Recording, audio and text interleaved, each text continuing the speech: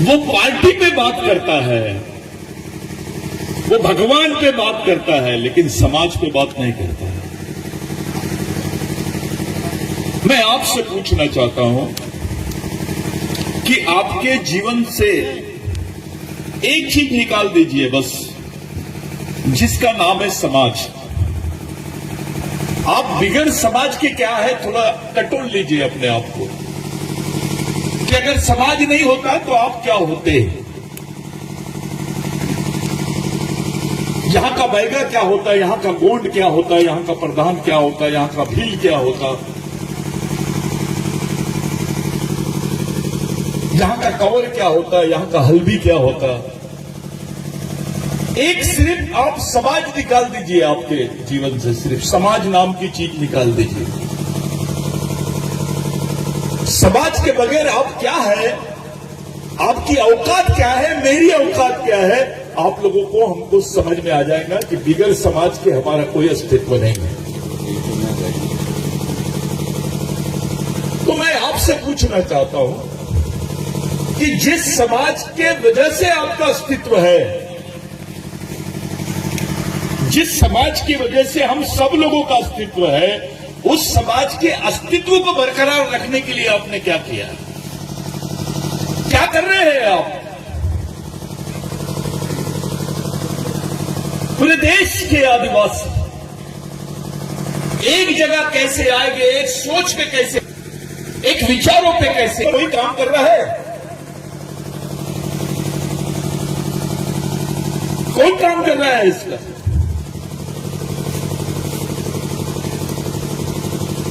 कोई गोंड पर अपनी पूरी एनर्जी वेस्ट कर रहा है, कोई भील पर, कोई मुंडा पर, कोई कहीं पर।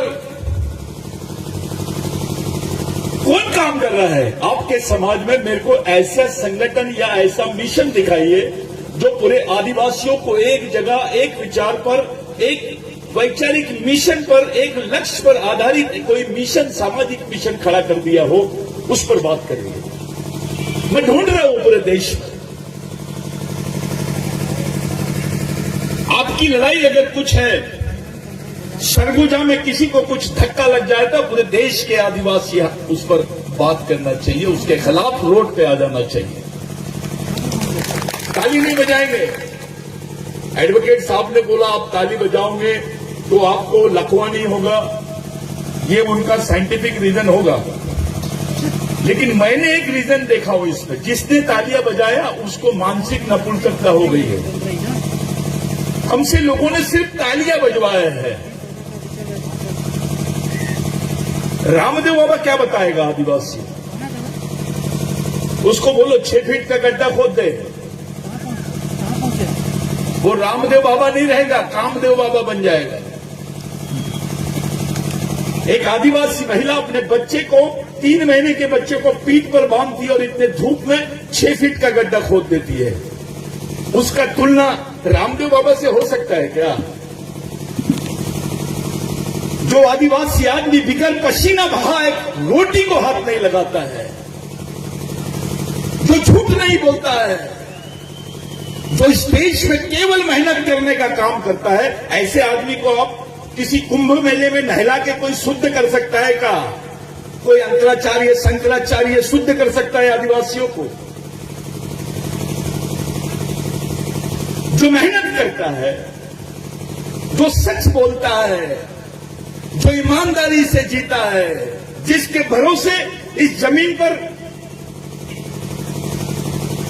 खाद उगता है, किसानी होती है, लोग खाना खाते हैं, वो आदमी बड़ा है कि वो आदमी बड़ा है जो एक मंत्र बोल के तुम्हारा सामाजिक, मानसिक, शारीरिक और आर्थिक शोषण करता है? किसका सम्मान होना चाहिए? ये महाराज पंडित बाबाओं का सम्मान होना चाहिए, इस देश के मजदूरों का, किसानों का, आदिवासियों का सम्मान होना चाहिए।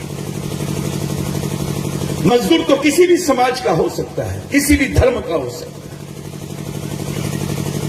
लेकिन जो मेहनत करता है उसका शुद्धिकरण करा जा रहा है, और अपने समाज के गांडू नेता कुछ नहीं बोलते हैं। ये वैचारिक गांडूगिरी है, ये वैचारिक नपुंसकता है, ये सामाजिक गद्दारी है, सामाजिक ईमानदारी नहीं है। कोई भी समाज का अस्तित्व तब टिके रहता है जब उस समाज में सामाजिक ईमानदारी होती है। सामाजिक ईमानदारी की यानी मिसाल जो है, एक उदाहरण जो है, वीर नारायण है, गुंडा ध्रुव है, बाबूराव शर्मा के है, टंटा भील है, बिरसा मुंडा है, तिलका मांझी है। ये सामाजिक ईमानदारी और समझदारी पे निर्धारित की जाने वाली पर्सनालिटी है, ऐसी प्रेरणा है इनकी।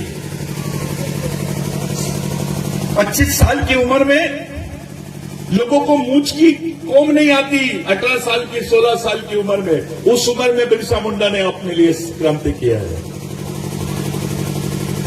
वो मरा, वो शहीद हुआ केवल गुंडाओं के लिए नहीं, इस देश के आदिवासियों के लिए, इस देश की गरीब जनता के लिए।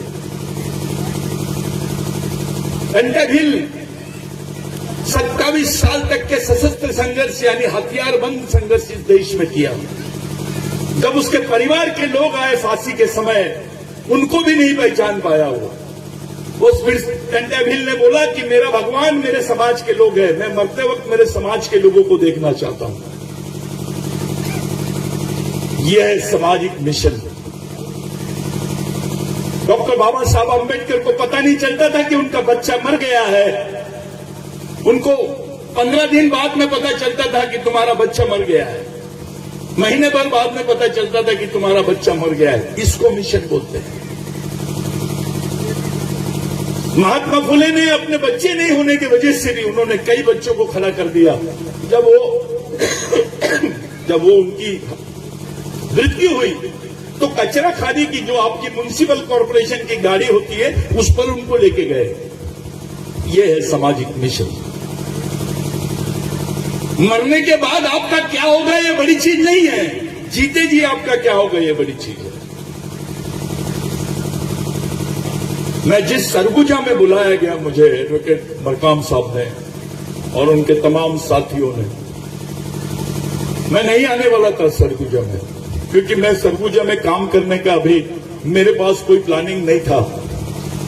लेकिन पिछले 15 दिन में हम लोगों ने, पूरी केंद्रीय समिति के लोगों ने तय किया कि सरगुजा और बस्तर, ये 2 प्रभागों को हम लोग अब पूरे जी जान लगा के इसको बचाने के लिए भिड़ना चाहिए। साथियों,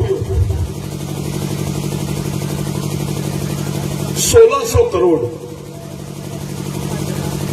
और 6000 करोड़, 1600 करोड़ यहां की कंपनियां कमा रही है रोज सरगुजा में, और 6000 करोड़ एक महीने में ये कंपनियां डिपॉजिट बना रही है। इनका इंटरनेशनल बैंकिंग, नेशनल बैंकिंग, उसमें पैसा जा रहा है। जो सरगुजा घूमने आए थे वो यहां करोड़पति बन गए।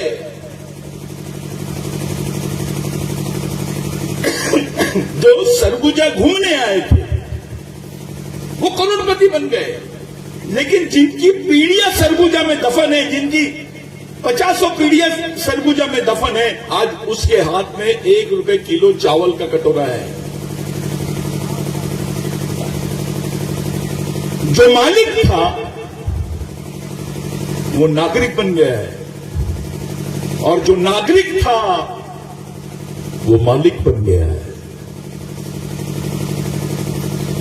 ये आधिकारिक तौर पे मैं बोल रहा हूं, ये हमारी आखिरी पीढ़ी द्वारा आखिरी पीढ़ी को बचाने के लिए लड़ी जाने वाली आखिरी लड़ाई है। जितने गणमान्य ऊपर बैठे, मैं उनसे भी ये बात को ध्यान आपका खींचना चाहता हूं कि ये हमारी अंतिम पीढ़ी द्वारा अंतिम पीढ़ी को बचाने के लिए लड़ी जाने वाली अंतिम लड़ाई है। अगर इस लड़ाई को आप हार गए तो आपकी नस्ल भी नहीं मिलेगी यहां पर। आपका इतिहास के साथ में आप खत्म हो जाओगे इस जमीन से। वो लड़ाई आपके खिलाफ में छेड़ दी गई है। यहां एडवोकेट्स बहुत बैठे हैं, वकील भाई लोग बहुत बैठे हैं, कर्मचारी है, माताएं बहनें, स्टूडेंट्स है। एक सवाल मैं आपसे पूछना चाहता हूं। इस देश में 29 राज्य है और 29 राज्यों में 17 राज्य आदिवासियों के हैं। 17 राज्य आदिवासियों के हैं और ये जिद कर रहे हैं कि इस देश को हिंदू राष्ट्र बनाएंगे। तो जब तक के आदिवासी राज्य समाप्त नहीं होंगे हिंदू राष्ट्र बनेगा क्या? नहीं बनेगा। तो इनकी पहली प्राथमिकता है आदिवासियों को उसके इतिहास, संस्कृति और उसके अस्तित्व के साथ खत्म करना। हिंदू राष्ट्र का मतलब है आदिवासी मुक्त भारत, बिगड़ आदिवासियों के भारत। ये आपके दिमाग में आना चाहिए। अपने ही हाथों से हम अपने बच्चों के लिए कब्र खोद रहे हैं। कैसे मां बाप है हम? ये जानते भी नहीं कि हम अपने बच्चे के लिए कब्र खोद रहे हैं। अधिकार वही समाज प्राप्त कर सकता है जिस समाज का आदमी, जिस समाज के मां बाप जागरूक हो। हमारे यहां जागृति कम है, भ्रमित ज्यादा है लोग। वैचारिक संक्रमण की स्थिति से गुजर रहा है आदिवासी। सब लोगों को लग रहा है कि धर्म से कुछ हो जाएगा, धर्म कोड मिल जाएगा। अब दुनिया का कोई भी आदिवासी आदमी धर्म से नहीं पहचाना जाता है। दुनिया का उसको परिभाषित ही नहीं कर सकते आदिवासियों। आदिवासियों को केवल संस्कृति के आधार पर परिभाषित कर सकते हैं, धर्म के आधार पर नहीं।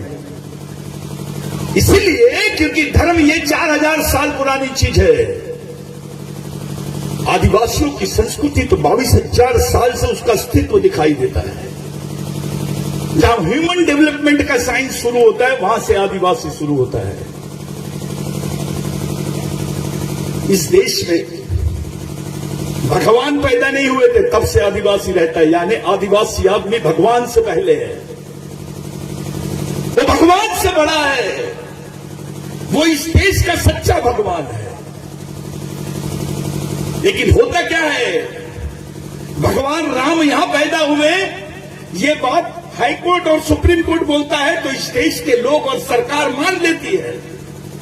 लेकिन वही सुप्रीम कोर्ट बोलता है 2010 में नंदाबाई भील के जजमेंट में, जिसकी वकालत हम लोगों ने की है, उसके लिए काम हम लोगों ने किया है कि आदिवासी इस देश का प्रथम नागरिक है, उसे मूल निवासी होने का सम्मान मिलना ही चाहिए। ये प्रत्येक नागरिक का दायित्व है इस देश के।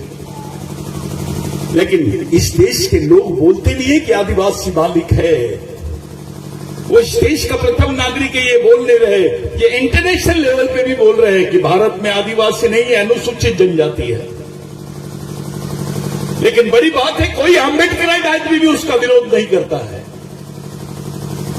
कोई वामसिद्ध के लोग, बाकी लोग नहीं बोलते हैं कि डॉक्टर बाबा साहब अम्बेडकर ने संविधान सभा में जयपाल मुंडा के प्रश्न पर यह उत्तर दिया था कि जिन लोगों को मैं शेड्यूल ट्राइब बोल रहा हूं, ये वही शेड्यूल ट्राइब है, इनको अनुसूचित जनजाति की सूची में डाला गया, ये वही आदिवासी लोग हैं। इसको लीगल टर्मिनोलॉजी बोलते हैं।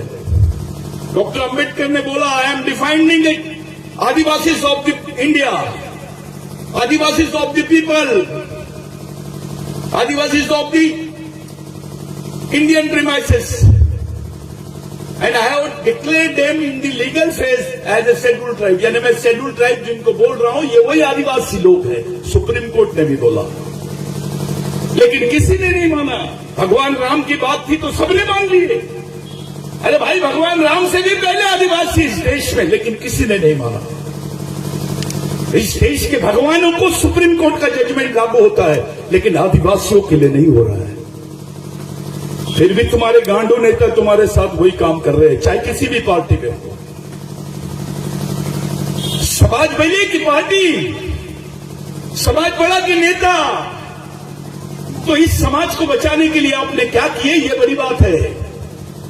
इस देश में किसी समाज का भी अस्तित्व तभी है जब उनका सामाजिक मिशन है। आपके पास सामाजिक मिशन है क्या? आप अपने बच्चों को क्या पढ़ाओगे अगर आपके बच्चे ने बोला कि मैं इस देश में कौन हूं, मेरा इतिहास क्या है, मेरी संस्कृति क्या है, मेरा दोस्त कौन है, मेरा भाई कौन है, मेरा दुश्मन कौन है, मैंने कौन से रास्ते से जाना चाहिए? कौन सी किताब देंगे आप उसके हाथ में? कौन सी किताब देने वाले हैं आप? कोई किताब है? क्या दोगे अपने बच्चे के पास? आप क्या दोगे? अरे खाना तो बकरी भी दे देती है अपने बच्चों को, गाय भी पिला देती है दूध, जानवर भी अपने बच्चों को पाल लेता है। मानव में और जानवरों में एक ही फर्क है, मानव सोचता है, जानवर सोच नहीं सकता। मानव की व्यवस्था है, जानवरों की व्यवस्था नहीं है। आपने अपने बच्चों को क्या व्यवस्था दी है? आपने भी तो छीना है उससे। आपने खुद अपने बच्चों से सामाजिक जीवन छीन लिए, उसकी सामाजिक पहचान छीन लिए, आपने मंदिरों में भेजना शुरू कर दिए आपने अपने बच्चों को। अरे आपके सामाजिक शिक्षा केंद्र होना चाहिए था। आपके बच्चे, आपके 4 साल का बच्चा आज मदरसा में जाता है, वो तैयार होता है। आरएसएस में जज का बच्चा भी रहेगा तो जाता है, तैयार होता है, समझता है। बौद्ध विहारों में भी अभी बच्चे 4 साल 5 साल के बच्चे जाते हैं, तैयार होते हैं। चर्चेस में भी 4 साल 5 साल के बच्चे जाते हैं, तैयार होते हैं। आपकी ट्रेनिंग सेंटर कहां पर है? आप अपने बच्चों को कहां भेजते हैं, थोड़ा बताइए। इसके लिए जवाबदार नेता नहीं है, आप लोग हैं, क्योंकि आपने आरक्षण लिया है, आपको नौकरी मिली है, जमीन मिली है। आपने क्या किया है? आपने बिल्डिंग बनाए लेकिन सामाजिक केंद्र नहीं बनाए। अरे बिल्डिंग तो 3 लोगों के लिए, 5 लोगों के लिए बनाएंगे आप अपने परिवार का, लेकिन ये भी तो परिवार है। दिमाग का कारखाना कहां पर है? आपके पास दिमाग का कारखाना है क्या? कैसे तैयार होगा आपका बच्चा? अरे बच्चा तो मड़ावी का रहेगा, मरकाम का रहेगा, लेकिन सुनेगा तिवारी जी की और देशपांडे जी, शर्मा जी की सुनेगा। बच्चा आपका और उसके दिमाग पे नियंत्रण दूसरों को कैसा लगेगा? जानवरों के माफिक तुम्हारी स्थिति हो गई है। इसको समाज नहीं बोलते हैं। शादी में 5000 लोग, मैयत में 500 नहीं रहते। अब उस पर भी अभी ये लगा हुआ है कि मैं घर बनाऊंगा, ये बड़ा बनाऊंगा। अरे तुम रहेंगे ही नहीं यहां तो कैसे बनाओगे घर? जमीनी तो छीन ली है इन्होंने तुमसे, तुमको मालूम भी नहीं, तुम्हारे जमीनों के एग्रीमेंट हो गए हैं। कभी मोदी से लड़ना पड़ता था, अब मोदी के साथ साथ अदानी और अंबानी से भी लड़ना पड़ेगा। आरएसएस को देशभक्ति समझती है, अदानी अंबानी को देशभक्त ही समझते, उसको देशद्रोही नहीं समझते। आरएसएस जो आदिवासियों को बोलती है कि भाई हम तुम्हारी सुरक्षा करेंगे, तो आओ ना, हमारी जमीन की रक्षा करो, चलो हमारे साथ लड़ो।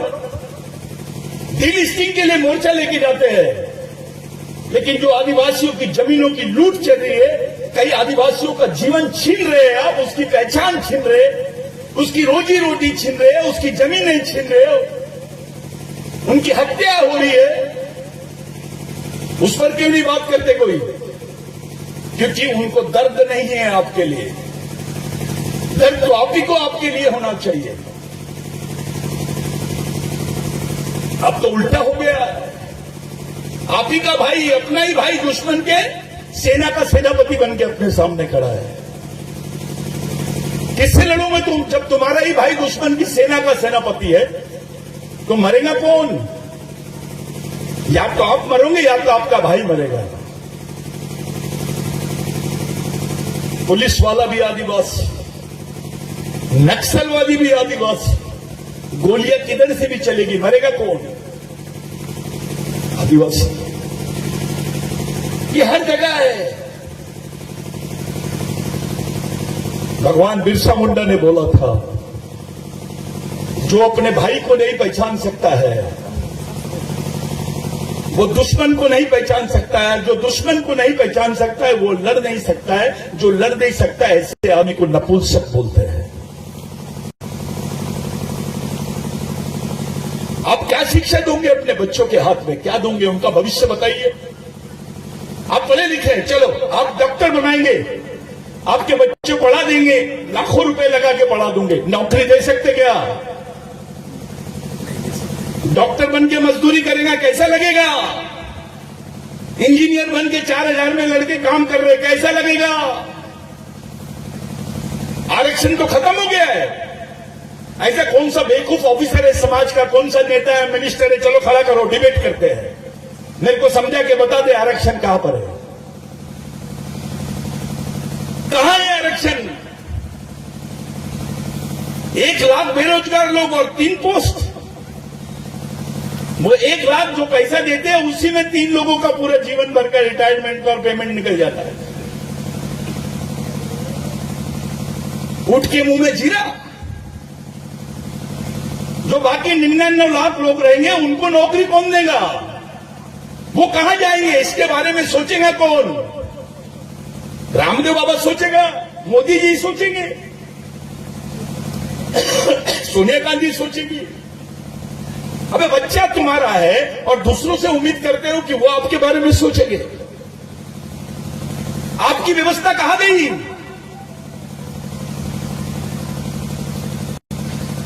कहां गई आपकी व्यवस्था?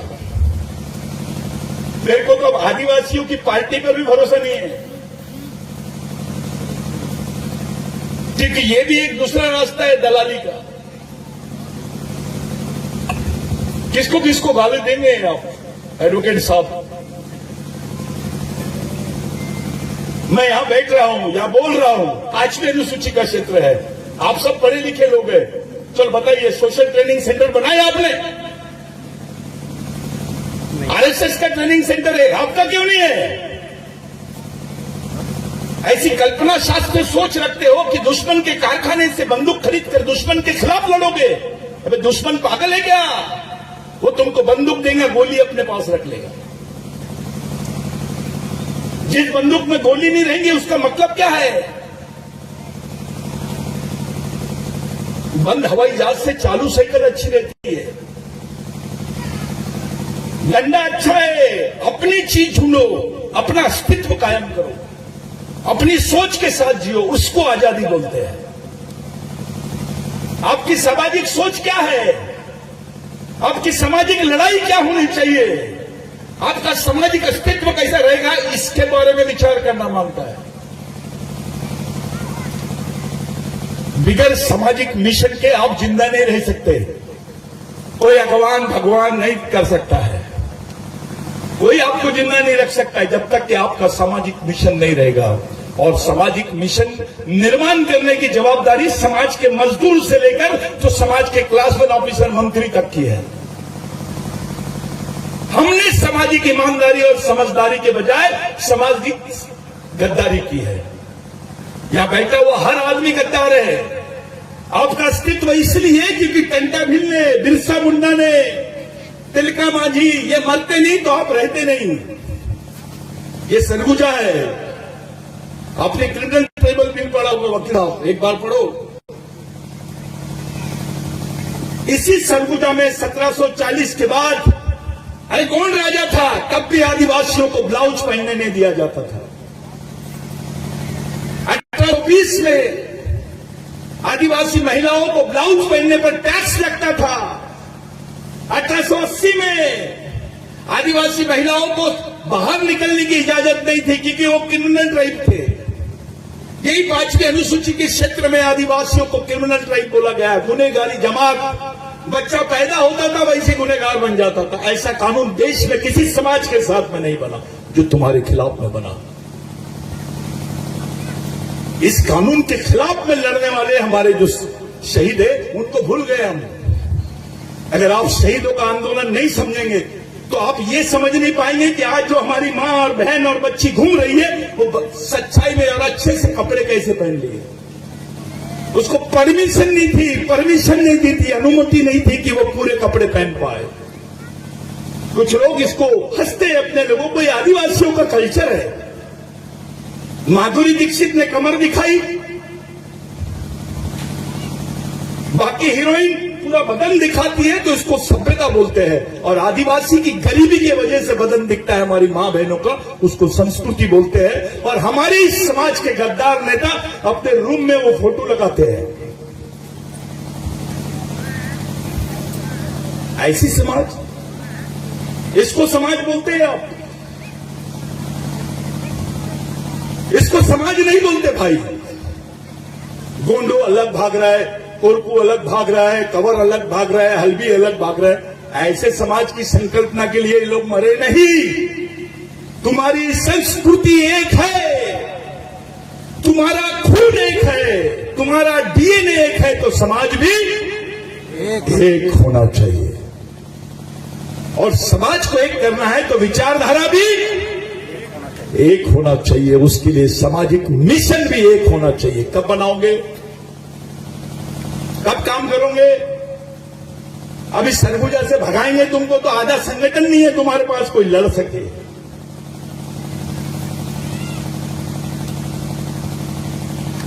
जो हाल बस्तर के हुए उससे ज्यादा बदतर हाल सरगुजा के होने वाले हैं। मुख्य दर्शक बन के आप अपने बच्चों की मौत देख सकते हो, उसका भविष्य नहीं देख सकते। अपने जीवन का कम से कम 3 घंटे समाज के लिए रोज निकालो। हर गांव गांव में अपने सामाजिक केंद्र स्थापित करो। ऐसी मीटिंगें करने के बजाय अंदरूनी काम करो, उसके ब्रेन को खड़ा करो, विचारों से खड़ा करो। चाहे महिला हो, मजदूर हो, लड़की हो, लड़का हो, कर्मचारी हो, अधिकारी हो, सबका ब्रेन सरीका बनना चाहिए। एक आवाज लग गई तो पूरा सरगुजा एक जगह आ जाना चाहिए। पूरे सरगुजा बेल्ट में 1,27,00,000 आदिवासी है जो मैच्योर्ड है। 1,27,00,000 आदिवासियों में से भी 25 लाख सिर्फ रास्ते पे खड़े हो गए तो इनकी आर्मी कम पड़ जाएगी। अडानी अंबानी को भागने को जगह नहीं रहेगी। आपको कुछ नहीं करना है, सिर्फ एक जगह खड़े हो जाना है बस। कौन काटता है झाड़? सिर्फ 25 लाख आदिवासी एक जगह खड़ा हो जाए बस। रायपुर में खड़े हो जाए, सरगुजा में खड़े हो जाए, एक जगह बस, कुछ भी नहीं करना है। बुरा नहीं मानना, मेरी जुबान थोड़ी खराब है, पेशाब भी कर दोगे तो बह जाएंगे ये लोग। लेकिन आप एक कैसे होंगे इस पर बात करो। अपने समाज में नेता बहुत ज्यादा मिलते हैं। हर एक घर के बाद में सफेद कपड़े वाला जानवर मिलता है। हर आदमी अपने आप को नेता समझ लेता है। अरे एक नेता बनाओगे तो 5 साल काम लेगा सिर्फ, लेकिन एक सामाजिक कार्यकर्ता बनाओगे तो पूरी जिंदगी भर समाज के लिए काम करेगा वो। उसको सामाजिक मिशन बोलते हैं, उसको परमानेंट काम बोलते हैं। ये तो टेम्पररी काम है। हमको कार्यकर्ता बनाने की मशीन चलाना है, मिशन चलाना है, नेता बनाने की मिशन नहीं चलाना है। सामाजिक कार्यकर्ता और मिशन खड़ा हो गया तो नेता को बोलेंगे बैठ तो सो जाएगा वो। समाज का इतना दबाव रहना चाहिए, क्योंकि उसको जो आरक्षण मिला है वो समाज की वजह से मिला है, पार्टी की वजह से नहीं मिला है। उसका जो अस्तित्व है वो समाज की वजह से है, पार्टी की वजह से नहीं है। ये खोखली बातों पर अपना समय खराब मत करो, ये बचपना है। धर्म कोड होना, अबे धर्म कोड दे दिए तो क्या इस देश का मालिक बन जाएगा? तेरी मालिकियत का क्या है? ये जो मामला चल रहा है डीलिस्टिंग का, इसका संबंध ऐसा नहीं है, इसका संबंध इंटरनेशनल लेवल से। विश्व में बहुत सारे आदिवासी क्रिश्चियन हैं, विश्व के बहुत सारे आदिवासी मुसलमान हैं। वहां का क्रिश्चियन और मुसलमान आदिवासियों का अंतर्राष्ट्रीय स्तर पर समर्थन करता है भारत के आदिवासियों का। अरे धर्म कोई भी ले सकता है, आदिवासी आदमी। संस्कृति बदल सकते क्या? बताओ, धर्म ले सकते आप? संस्कृति ले सकते क्या किसी की? संस्कृति तो उसके ब्लड में रहती है।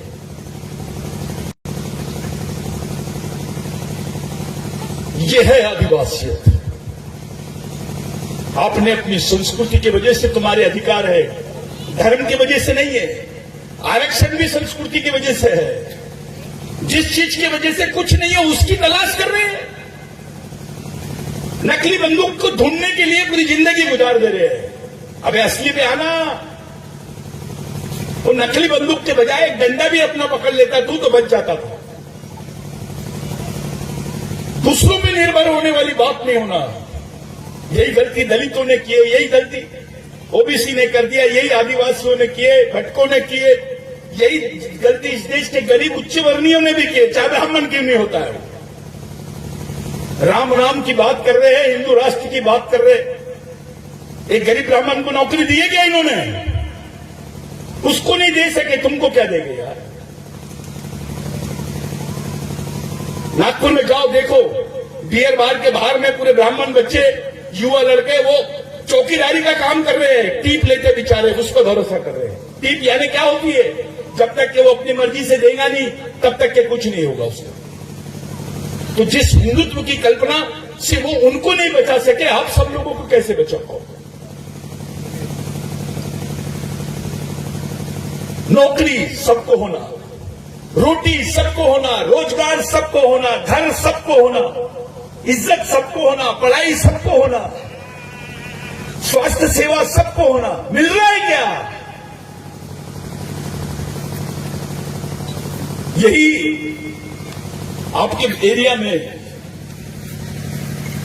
आप लोग जिस सरगुजा की बात कर रहे हैं, इस सरगुजा में पिछले 12 साल में कम से कम 27,000 लोग इसलिए मरे क्योंकि इनको खाना नहीं मिला।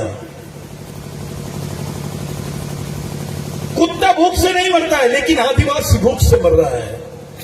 आप तो राजा थे ना यहां के, राजाओं ने भी गद्दारी की है समाज के साथ में। मैं उस आदमी को मानता हूं जो समाज के लिए कुर्बान हुआ, वही राजा। जिन लोगों ने अपना जीवन दिया वो राजा। ऐसे भी राजा थे कि राजा आदिवासियों का, लेकिन नियंत्रण पूरा ब्राह्मण भाइयों का।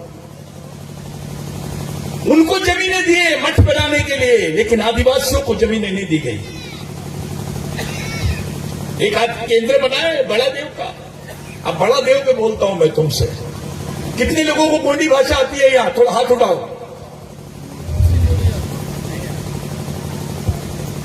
वकील साहब, कितने लोग गोंडी बोलते हैं? कोई नहीं आते दादा। बोलते हैं लेकिन जानकारी नहीं है। बोलते हैं लेकिन उसको नहीं जानते कि गोंडी भाषा। गोंडी में फड़ा यानी बड़ा, बड़ी होती है, बड़ा नहीं होता। फड़ा यानी बड़ी, फड़ोर यानी बड़ा। और तुम लोग एक बिल्कुल रट्टा मार दिए हो। फड़ा पेन यानी बड़ा देव, फड़ा पेन यानी बड़ा देव नहीं, फड़ा पेन यानी बड़ी देव। आदिवासी संस्कृति जो है ये मात्र सतक पद्धति की संस्कृति है। इसकी जो महिला है वही प्रमुख है। ये वही आदिवासी महिला है जिसने खेती का अनुसंधान करी है। इस देश में खेती का अनुसंधान करने वाले व्यक्ति आदिवासी महिला है। आदिवासियों में महिलाओं को बहुत बड़ा स्थान है, भगवान से बड़ा स्थान है। पहले महिलाओं के अपनी दुल्हन के घर में दूल्हे की बारात नहीं जाती थी, दुल्हन की बारात दूल्हे के घर में जाती थी। हमारे नाम के आगे हमारी मां का नाम लगता था। वो आदिवासी संस्कृति है। फड़ा पेन यानी हमारी बड़ी देव। आप लोग शंकर भोले की बात कर रहे थे, उसकी मां का नाम क्या है?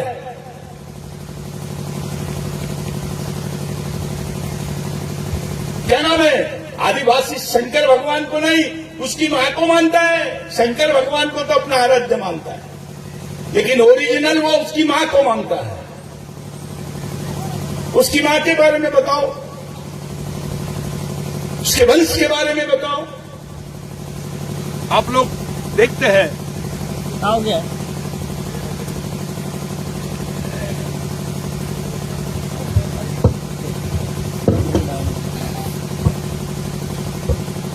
उसके वंश के बारे में बताओ।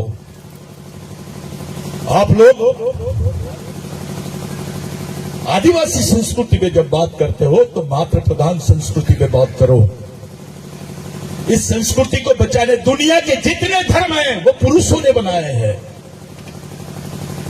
इस्लाम मोहम्मद पैगंबर, क्रिश्चियनिटी जीसस क्राइस्ट, हिंदू धर्म ब्रह्मा, बौद्ध धर्म गौतम बुद्ध, सिख धर्म गुरु नानक। ये जितने धर्म है ये पुरुषों ने बनाए, लेकिन संस्कृति की निर्माता कौन है? महिला है। इसलिए आदिवासी संस्कृति की जो निर्माता है वो महिला है। कुत्ते के बाप